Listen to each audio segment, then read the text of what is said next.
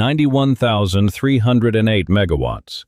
That is how much power Texas was pulling at 5 p.m. on July 22, 2026. The most electricity the ERCOT grid has ever delivered in a single moment. And here is the thing. If you live in Dallas or Houston, your bill was climbing before that record even fell. On June 1st, the delivery charges that Encore and CenterPoint add to every single bill went up. For a typical Encore household using 1,000 kilowatt hours, that change alone added $4.85 a month. So the Texas story this summer is really two stories: record demand on the grid and higher charges for the wires that carry it. Let's start with the record. It actually fell twice in 48 hours. On Tuesday, July 21st, demand hit 87,403 megawatts, beating the old record by almost 1,900 megawatts. The old mark was 85,508 megawatts, set back in August 2023. Then on Wednesday, July 22nd, the grid blew past Tuesday's number by roughly 4,000 megawatts and landed at 91,308. Large parts of Texas were sitting in the upper 90s and past 100 degrees. Heat index values reached 108 in some regions. Air conditioners did what air conditioners do. Here's what did not happen. There was no grid emergency. ERCOT never issued a conservation appeal. Reserves stayed above 10 gigawatts through the peak. Batteries discharged nearly 12 gigawatts at their maximum, about 3 times what the state could manage just 2 years ago. Solar production topped 34,000 megawatts during the day. The grid bent, and it did not break. So why are bills going up if the grid held? Because most of what you pay in Texas is not about one hot afternoon.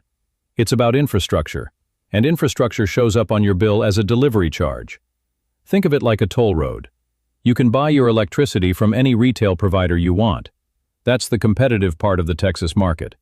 But the power still travels over the same poles and wires to reach your house, and the company that owns those wires charges a toll on every kilowatt hour.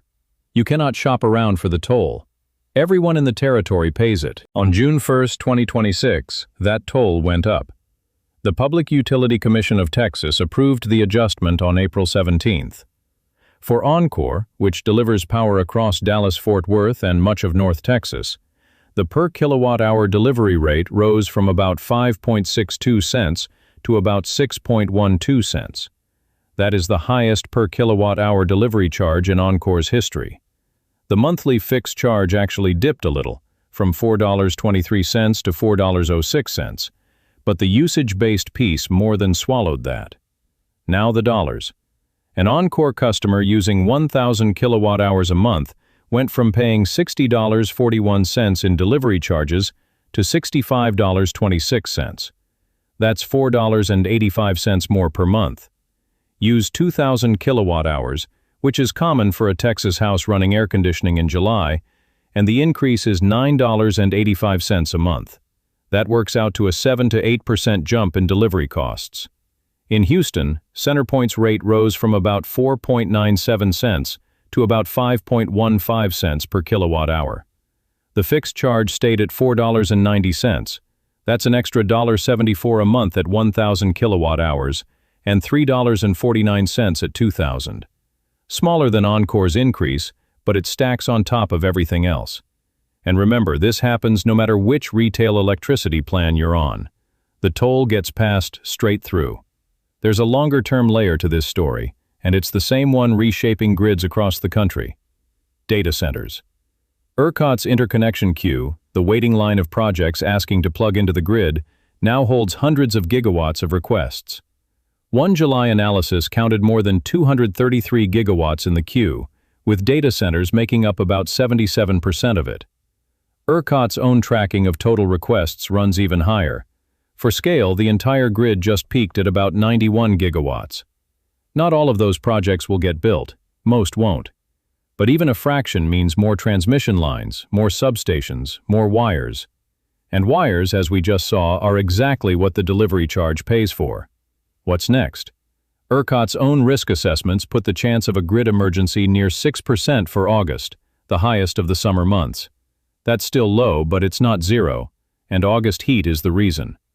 On the rates side, delivery charges in Texas are adjusted through regulatory filings more than once a year, and 2026 has already seen adjustments in the spring and again in June.